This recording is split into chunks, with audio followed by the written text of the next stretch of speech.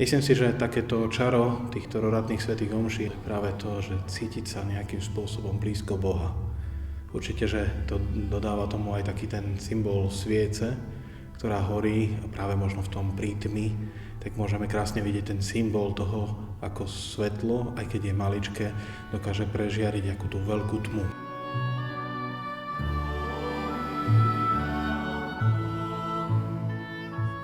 V Evanjeliu sa často hovorí o svetle.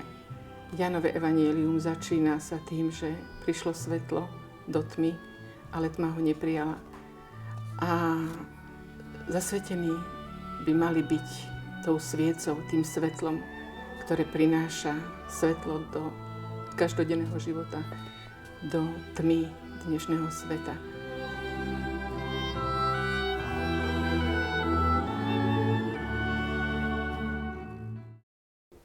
Pán Ježiš, keď prišiel na svet, tak povedal, priniesol som oheň a chcem, aby horel.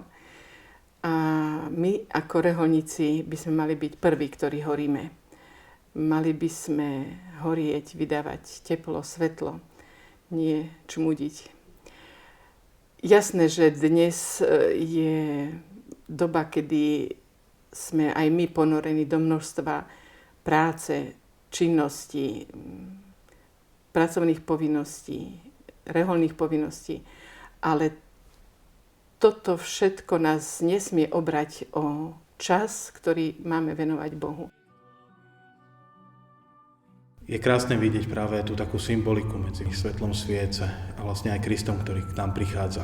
Veľakrát zažívame v našich srdciach takú temnotu, ktorú by sme mohli prirovnať skôr takej beznádeji, nejakej bezútešnej situácii, ťažkému životu, bolestiam alebo chorobám, ktoré máme.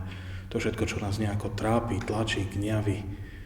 A práve potom možno to malé svietlo sviece, ktoré symbolizuje Krista, ktorý prichádza na svet, tak práve ukazuje to, že ako svieca prežiarí tmu, tak zase Kristus prežiarí a dá nám nádej práve v týchto našich ťažkostiach, ktoré máme.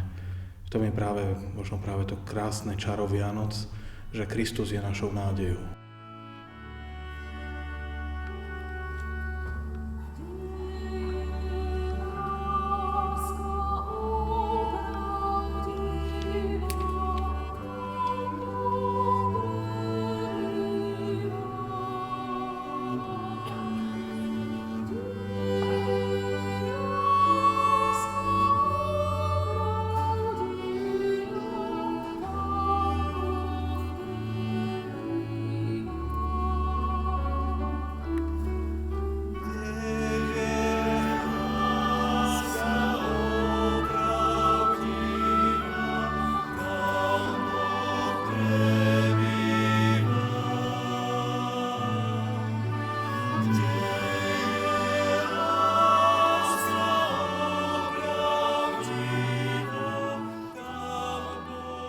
Zasvetený život je veľmi dôležitý v dnešnom svete, v dnešnom období, lebo Boh nás chcel a Boh nás chce a má pre nás aj poslanie.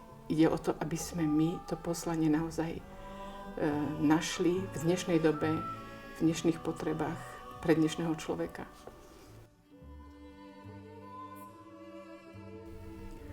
Taký ten skutočný čas je možno taký krásny moment, keď nás niekto obdarí možno nejakým darčekom, niečo urobí pre nás z lásky. To vôbec nie je o nejakých veľkých veciach, ale o tom, že v tomto veľkom, šírom svete je aspoň niekto, kto ma má rád.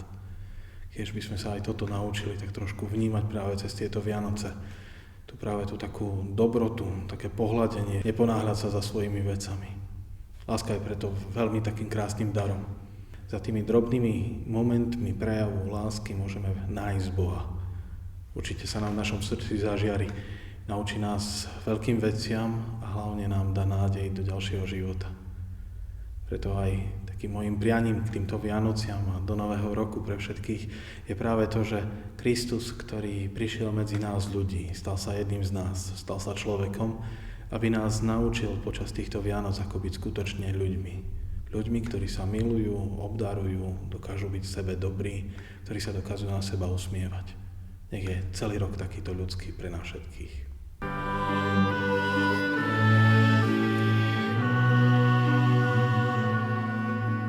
Pán Ježiš sám si vyvolil rodinu. A rodina je aj pre tento svet veľmi dôležitá a veľmi potrebná, lebo každý človek potrebuje mať spoločenstvo, zázemie, vzťahy. A tak by som chcela apelovať na to, aby sme vytvárali naozaj tie dobré kresťanské rodiny, kde sa vzájomne budeme mať radi, budeme prijímať, miesto, odkiaľ budeme vychádzať a kam sa budeme môcť vracať. A tak by som prijala každému z nás, aby sme mali to zázemie rodiny, či tej pokrvnej rodiny, alebo aj tej reholnej rodiny, lebo aj tá reholná rodina tvorí zázemie pre nás. Tak nech tento ďalší rok je takým upevnením našich vzťahov